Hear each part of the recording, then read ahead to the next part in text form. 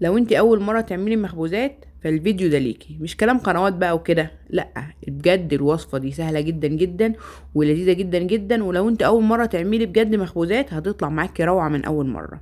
طبعا يا جماعة الشكل بيتكلم، مش قادرة اقول لكم بقى على هشاشة والطراوة وقد ايه بجد كانت لذيذة جدا جدا. معاكم سارة عبد العاطي، ومن غير رغي كتير يلا بينا على طول ندخل في الوصفة. المكونات معايا 3 كوبايات من الدقيق، دي جميع الاستخدامات، ومعايا كوباية من المية الدافية، ربع كوباية من الزيت، ومعلقة كبيرة من الزعتر ممكن استغنى عنه، وعندي كمان معلقة كبيرة من السكر ومعلقة كبيرة من الخميرة. مكونات مظبوطة بالملي، وان شاء الله بإذن الله كلها تطلع ناجحة معاكي. اول حاجة احط 3 كوبايات دي بتوعي في العجان، واحط كل على بعض بقى، الخميرة والسكر والزيت والزعتر، واخيرا كوبايه الميه. وطبعا ممكن اعجنها بايدي، مفيش اي مشكله خالص، بس هتحتاج وقت اطول شويه في العجن. يعني بعد ما اعجنها وتلم باخد ودي فيها كده من 5 ل10 دقايق عجن حلو جدا متواصل، لان لما اعجن المخبوزات كويس ده هيديني طراوه وهشاشه وهيفرق خالص معايا في النتيجه النهائيه. بعد ما عجنتها بكوبايه الميه حسيت انها لسه محتاجه شويه ميه كمان، فزودت عليها معلقه كبيره من الميه، من معلقه لمعلقتين، ما زودش اكتر عشان ما تطراش معايا. اول ما هزود الميه هحس ان العجينه بدات تلزق معايا، بس مجرد ما اعجنها كويس هلاقي حله العجانه بتاعتي بقت نظيفه، والعجينه بقت ناعمه وطريه وبقت حلوه جدا جدا. حتى وانا بعجنها بايدي هلاحظ برضو الملحوظه دي. هعجنها 5 دقايق في العجان كويس جدا جدا، وهتشوفوا معايا العجينه بقت طريه ازاي اهو، زي ما انتم شايفين، بس مش بتلزق في ايدي، شايفين اهو طريه جدا. العجينه كل ما بقت طريه كل ما هتديني نتيجه مخبوزات هشه وجميله. هاخدها كده واحطها في بوله واغطيها بستريتش فيلم واحطها في مكان دافي تخمر، مش هتاخد معايا من ربع لتلت ساعه تكون خمرت، لان الجو حر طبعا فهتخمر بسرعه. بعد ما خمرت معايا سلسة جدا وطرية، هبدأ ان انا بقى ايه اشكلها. طبعا يا جماعة تشكيل المخبوزات دي بقى اسهل طريقة ممكن تتخيلوها، من غير بقى تقسيم ومن غير اي حاجة خالص، وبتستوي طبعا معايا بكل سهولة لانها طرية جدا. هفردها كده على شكل مستطيل، هحاول على قد ما اقدر يكون شكل مستطيل او مربع زي ما تيجي معايا، اهم حاجة ما يكونش شكل دائري.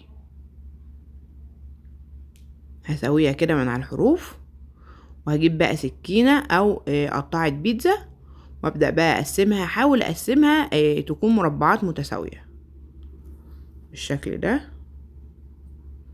اظن مفيش اسهل من كده. خطين بالطول وخطين بالعرض، عملوا معايا 9 قطع. وصينية مدهونة زيت هرص فيها المخبوزات بتاعتي، وهغطيها بعد ما اخلص واسيبها تخمر.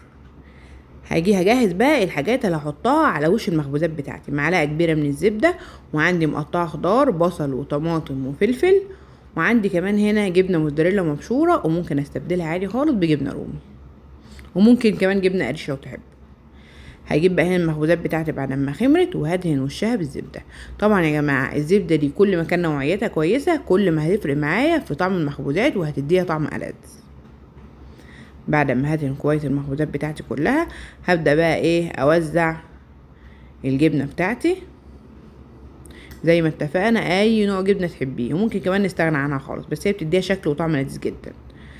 الحركة دي بقى انا عملتها عشان اثبت الجبنة، وكنت متخيلة انها هتدي شكل حلو للمخبوزات بعد ما تخلص، بس ما طلعتش حلوة. يعني ما تعملوهاش، لو سيبناها كده من غير ما نعمل الحركة دي هتطلع احلى.